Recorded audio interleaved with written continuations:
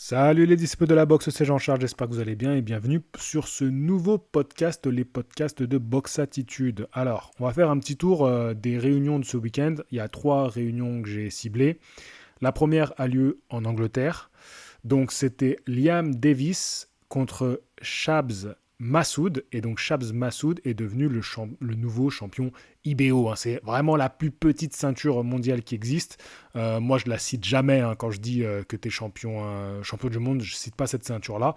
Mais en tout cas, c'était une belle réunion de boxe avec Chantel Cameron, d'ailleurs, combattait. Je vous avais dit déjà, Chantel Cameron, donc j'avais accompagné son adversaire du soir lors de son dernier combat, qui était donc LM Mekaled, et donc je l'avais accompagné, et j'étais donc dans cette salle à Birmingham, et j'avais bien apprécié l'ambiance. Encore une fois, quelle ambiance. Et si vous voulez voir, alors je n'ai pas regardé la soirée, je le concède. Par contre, vous aviez été nombreux à m'en parler, me dire attention, ça va être intéressant. Et alors, j'ai vu seulement un résumé du combat sur TNT Boxing, donc c'est la chaîne YouTube du diffuseur de la soirée. Et les Anglais, on peut pas dire qu'ils nous régalent pas parce que un résumé de plus de 8 minutes, c'est sympathique. Voilà, c'est vraiment sympathique. Et quelle ambiance. Voilà, franchement, l'ambiance était fantastique. Donc, à surveiller. Shabs Massoud, boxeur gaucher, qui est explosif, rapide. Il a un bras arrière qui part vite. Donc à surveiller, on va voir la suite pour lui. Donc voilà, j'ai pas grand chose d'autre à dire sur cette soirée-là. N'hésitez pas à laisser un commentaire pour ceux qui l'auraient regardé. J'enchaîne tout de suite avec une soirée dont j'ai mis la photo en fond. Donc la photo de miniature sera au Foster, au Cheeky Foster. Mais là, j'ai mis Floyd Schofield contre René Tellez-Guiron. Donc voilà, c'est la photo que vous voyez en fond si donc vous écoutez sur YouTube. Si vous m'écoutez sur YouTube, vous pouvez voir cette photo. Et alors, je vais rapidement revenir sur un peu les combats de cette soirée. J'ai survolé Malik Ouziev, l'Ouzbek, contre David Stevens. Je suis pas fan de ce combattant. J'ai l'impression qu'il est un peu survendu par Golden Boy. Donc voilà, moi j'ai vraiment regardé les 2 premiers rounds, un round de milieu, dernier round, vraiment vite fait. Tu vois, j'ai passé ça comme ça. Par contre, le combat sur lequel je me suis attardé, c'est Gabriela Fundora qui rentre dans l'histoire de la boxe en devenant la plus jeune championne indisputée, donc avec toutes les ceintures de la catégorie des poids mouches, en battant Gabriela Céleste Alaniz. Alaniz, donc voilà, c'est ça. Très perturbant ce nom, j'arrête pas à avoir analyse en tête. Alaniz. Donc voilà, donc qui était la championne qui détenait donc 3 ceintures. Elle détenait la WBA, la WBO, la WBC. Et Fundora détenait la l'IBF. Et donc, elle l'a battue par KO. C'est un beau combat que je vous invite à voir si vous ne l'avez pas vu. Et ensuite, je vous invite à voir aussi du coup le main event. Donc le main event, c'était Floyd Schofield. Donc là, on est chez les légers contre Guiron. Alors, ce combat-là, moi, je l'ai trouvé plutôt à sens unique. Je trouve que Guiron, il n'avait pas grand-chose à proposer. Oui, il encaissait, oui, il était valeureux, mais j'ai pas trouvé que ce combat-là était forcément très palpitant parce que Floyd était quand même au-dessus. Donc Floyd Schofield, que je ne connaissais pas, assez impressionnant comme boxeur, une très belle gestuelle, un boxeur gaucher, donc lui aussi, comme Fundora qui est gauchère aussi, donc il y a beaucoup de gauchers dans cette vidéo. Donc boxeur gaucher, qui n'hésite pas à changer un petit peu ses pieds d'appui selon les déplacements qu'il va faire, qui boxe en fait, voilà, c'est pas un énorme puncher, c'est un bel athlète, très impressionnant, il m'a fait penser un peu à Gamboa, voilà, ce genre de musculature très impressionnante. Mais j'ai pas trouvé non plus le boxeur hyper impressionnant. Ce qui est assez marrant, c'est que malgré tout, ce combattant a pas mal fait réagir sur les réseaux sociaux, notamment 2 figures de la catégorie des légers, qui sont Shakur Stevenson et Gervonta Davis. Alors avant d'en parler un petit peu plus, j'aimerais juste faire une remarque. Ça devient assez insupportable, et là vraiment je suis à 2 doigts de péter un plomb. C'est ce besoin qu'ont les diffuseurs de mettre en avant les tweets. Je sais pas c'est quoi le délire. Voilà, j'en ai ras-le-bol en fait. Il nous montre, donc là, entre les rounds, il nous montrait les tweets de Shakur Stevenson. Alors tu me diras, les tweets de Shakur Stevenson, c'est un peu plus pertinent, parce qu'en sachant que c'est un champion du monde de la catégorie, que quand on nous fout les tweets de tout à chacun, parce que avant c'était un peu la mode, je crois que c'est beaucoup Bein qui faisait ça, mais bon, RMC devait faire la même, de demander aux gens de mettre le hashtag de la chaîne, Et comme ça, après, ils citaient les tweets à l'antenne. Alors, je vois l'intérêt pour les chaînes. C'est parce que ils font, ça leur fait de la promotion sur les réseaux. Comme ça met le nom, ça met en avant le nom de leur chaîne. Mais en fait, on s'en cogne. On s'en cogne complètement et ça devient d'un ridicule. On s'en fout de l'avis des gens sur Twitter. Et même, je vais te dire, je m'en fous de l'avis de Shakur Stevenson sur le combat. Je suis en train de regarder un combat. Les commentateurs sont payés pour commenter le combat. Voilà, c'est tout. Déjà, moi, personnellement, j'aimerais avoir 0 commentaire. Voilà, regarder le combat avec juste l'ambiance de la salle. Déjà, même quand t'as un entraîneur, tu sais, des fois pendant le combat, t'as l'entraîneur qui vont aller interroger au bord du ring, et donc ils nous mettent un encart, tu vois, un encadré, avec le commentaire de l'entraîneur. Comme si on pouvait pas juste l'écouter, il faut qu'on voit sa tête. Voilà, déjà, ils viennent me saouler avec ça. Mais bon, c'est l'entraîneur, c'est assez pertinent. Que les commentateurs, voilà, donnent leur avis, c'est pertinent. Mais c'est quoi ce besoin d'aller gratter sur les réseaux sociaux l'avis des gens? Mais je m'en fous en fait. Ça devient ridicule. Franchement, j'aimerais bien avoir votre avis, votre opinion là-dessus, mais moi j'en peux plus. Moi je m'en fous complètement qu'on donne l'avis de un tel ou un tel sur Twitter. Si j'ai envie d'aller voir l'avis des gens sur Twitter, ben, je vais sur Twitter et je suis abonné à Shakur Stevenson, donc je peux voir ce qu'il dit. Et franchement, Shakur Stevenson, je vous dis la vérité, je le mets dans le même sac que Alain qui va tweeter je m'ennuie en regardant ce combat-là. Bah tant mieux pour toi, Alain, c'est bien. On débriefera après. Moi-même, qui suis aujourd'hui un média suivi, bah je tweete jamais pendant les combats. C'est hyper rare. Ça m'arrive, la dernière fois, en patientant au début de la soirée de Turkel Al-Sheikh, là, j'ai tweeté un truc marrant par rapport à Ben Whittaker qui était passé par-dessus le ring. J'ai mis un petit mème en disant « Ah bah ça commence bien la soirée ». Voilà, mais franchement, j'ai pas à tweeter en fait. Je suis devant la soirée, je regarde la soirée, j'ai pas allumé Twitter en fait, tu vois. Et le fait qu'on m'impose ça quand je regarde un truc, ça me fatigue. Tu vois, on verra après. Tu vois, après, on discutera de ce que Shakur Stevenson a dit sur la soirée. Ok. Et puis surtout, venant de Shakur Stevenson, excuse-moi, à ton dernier combat, on a filmé quand même des gens qui quittaient la soirée avant la fin de ton combat.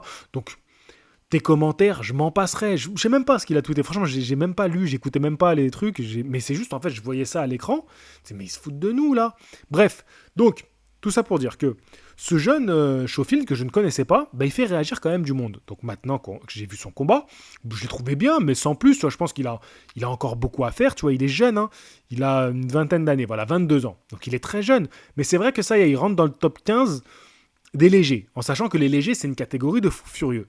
Donc, c'est intéressant de voir que, ok, il y a un petit peu déjà des yeux sur lui. Bon, c'est vrai que, étant américain, ça rajoute beaucoup au fait que, dans le top, aujourd'hui, il est 5e chez américain, donc il est top 5 des États-Unis des légers, et c'est vrai qu'au-dessus de lui, tu vois des noms comme Keishan Davis, Muratalla, on en parlera parce qu'il était dans la soirée d'après, dans la soirée dont je vais parler après, Shakur Stevenson et Gervonta Davis.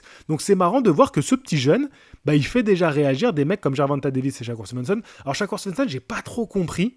Il a tweeté en disant un truc du genre j'ai vu que tu te faisais, j'entends que tu te fais cogner, appelle-moi, on va en discuter. J'ai pas trop capté le délire. Bon, je m'en fous un peu, je te dis la vérité, mais voilà, tout ça pour dire que il fait réagir les mecs du dessus, alors que c'est le petit jeune qui monte, tu vois. Shakur Stevenson, 27 ans, Gervonta Davis, 29 ans. Les gars, tu sais quoi, vous deux là, arrêtez de parler de Floyd Schofield. Battez-vous, il y en a marre. Voilà, la catégorie des légers aujourd'hui, clairement, Muratalla, je m'en fous. Keishan Davis, je m'en fous. Floyd Schofield, laissez-le 8 ans. Frank Martin, il a fait son combat contre Davis. Vas-y, c'est bon, affrontez-vous là, on n'en peut plus. Arrêtez de parler de Floyd Sheffield. Pour moi, j'ai découvert un boxeur sympa, mais voilà, il y a encore besoin de tranquille. Laissez-lui un petit peu de temps. Donc voilà mon opinion sur cette soirée-là. Et maintenant, passons, du coup, ça fait une bonne transition avec la soirée Top Rank. Et on va parler de Raymond Muratalla. J'ai juste vu son KO, hein. Je vous dis la vérité, j'ai pas regardé son combat. En face, c'est assez impressionnant quand même comme mise au tapis. Il prend un coup donc bien en ligne, hein, voilà, un bras arrière bien en ligne. Et c'est marrant parce que comme poste, il tombe direct, ça le déconnecte, mais il récupère assez vite. Tu vois, il revient, il repart au combat. Et il est envoyé 2-3 fois au tapis avant d'être arrêté. Donc voilà, bon, pas grand-chose à redire hein, de ce combat-là. Raymond Muratalla, pour moi, c'est un mec, je trouve qu'il n'a pas de combat référence. Hein. Pour un mec qui aujourd'hui est top 5 mondial, moi, il a affronté Farmer avant ce combat-là. c'est allé au point, mais Farmer, il est en fin de carrière. Quel âge il avait au moment du combat, Farmer, je regarde ça. Bon, c'était cette année, hein, mais Farmer, pour moi, c'est clairement un mec en fin de carrière. Tu vois, 33 ans, c'est pas si vieux, 33 ans. Mais Farmer, son prime, c'était il y a un bail, tu vois, le moment où vraiment il a été champion du monde, hein, Farmer, quand même. Mais voilà, pour moi, sa carrière derrière lui. Et pour moi, ce mec-là, il a pas de... J'ai pas de combat référence pour lui, tu vois. Vous me direz un peu ce que vous en pensez de lui, mais pour moi, dans la catégorie des légers, je pourrais même pas dire vraiment ce que j'en pense, quoi. Donc voilà, j'ai pas grand chose d'autre à dire, à part le fait qu'il a gagné par KO, et donc on verra bien la suite. Il y a Abraham Nova qui a fait un contre Humberto Galindo. J'ai pas vu le combat non plus, hein, donc voilà, je vous donne juste l'info. Et alors parlons du combat principal, hein, que j'ai regardé, Robson Conceição contre Ocheki Foster. Alors, comme je vous le disais dans le podcast précédent, moi ce que j'attendais c'était, bon, moi j'espérais une victoire de Conceição, il a perdu, rien à dire, contre Ocheki Foster au point. Et s'il devait y avoir victoire de Ocheki Foster, j'attendais à ce qu'il me prouve un peu que, vas-y, t'es on peut compter sur toi, voilà. Mais réellement, ce que j'ai constaté, c'est que, ok, il y a une victoire nette. Enfin, moi, j'estime qu'il y a une victoire nette. Hein. Vous me direz, c'est pour vous, il y a discussion. Il a musclé son jeu. Tu vois, il a durci le combat. Donc, c'est ce que j'attendais de sa part. Mais je ne suis pas non plus hyper convaincu par Ocheki Foster. Tu vois, je ne l'ai pas trouvé brillantissime. C'est pas la masterclass que j'aurais espéré. Voilà, le mec qui surclasse Conceição. Conceição, c'est un bon boxeur, attention. Hein. Mais c'est vrai, Conceição, parfois, il est un peu chelou. Je sais pas ce que vous en avez pensé, vous. Mais des moments, tu te dis, mais... Tu sais, des fois, tu te dis, mais il est un peu à côté de la plaque pendant le combat. Tu sais, il fait des trucs, il tente des choses, et puis à un moment, il s'arrête quasiment. Des moments, il repart au combat, puis il repart sur un rythme plus lent. Ocheki Foster, franchement, il a été bien. Il met le pressing, il avance. C'est intéressant parce que peut-être qu'il se créerait un peu plus d'ouverture à vouloir un peu plus contrer son adversaire que de venir. Il tape beaucoup dans les gants. Donc bon, voilà, il n'arrive pas tant que ça à se créer des ouvertures. Mais voilà, il boxe bien, sa palette technique, elle est impeccable, elle est variée. Non, franchement, il n'y a rien à dire. C'est un beau boxeur, c'est de la belle boxe. Voilà, il n'y a rien à dire, c'est de la belle boxe. Mais j'arrive pas à être transcendé avec ce mec. Voilà. Après, peut-être que c'est juste une question de feeling que j'ai pas avec lui. Mais bravo à lui, il récupère la ceinture. J'ai apprécié le côté, tu vois, il a mis sur son short deux fois pour dire je vais être 2 fois champion du monde. Et quand même, il faut avoir une sacrée force de détermination et d'être bien dans ta tête pour faire ça. Parce que si tu te loupes, tu passes pour un sacré demeuré. Hein. Parce que là, vraiment, ça fait le mec prétentieux à mort qui se loupe complet et qui avait tout préparé avec son short et tout. Tu passes bien pour un imbécile. Mais ça montre aussi que moi, je suis déter. Je suis persuadé que je vais gagner la revanche. Et ben, je vais faire un short qui met 2 fois champion du monde. Et tu vois, il n'y en a pas beaucoup qui auraient eu ce culot-là de faire ça. Et ça a payé, parce que clairement, il était venu pour en découdre, il était venu pour gagner ce combat-là. Et il l'a fait. En fait, voilà, moi je pense que ce combat-là, ça m'a montré que, en fait, c'est ça sa boxe, et ça sera jamais plus que ça. Je pense pas. Je pense qu'on n'aura jamais plus que ça. Voilà. Encore une fois, j'attends un peu votre ressenti sur ces soirées boxe. Moi, j'ai fait une vidéo de mon côté sur Gabriela parce que je l'ai trouvé super. Je me suis régalé. Donc, j'ai fait une vidéo pour Box Attitude, pour la chaîne principale. Et voilà, donc je fais ce petit podcast. J'en reste là. Je ne vais pas vous embêter plus longtemps. Il n'y a pas grand-chose de plus à dire. Sur ce, je vous dis à la prochaine. Fighting! Ciao tout le monde et merci de m'avoir écouté jusqu'au bout.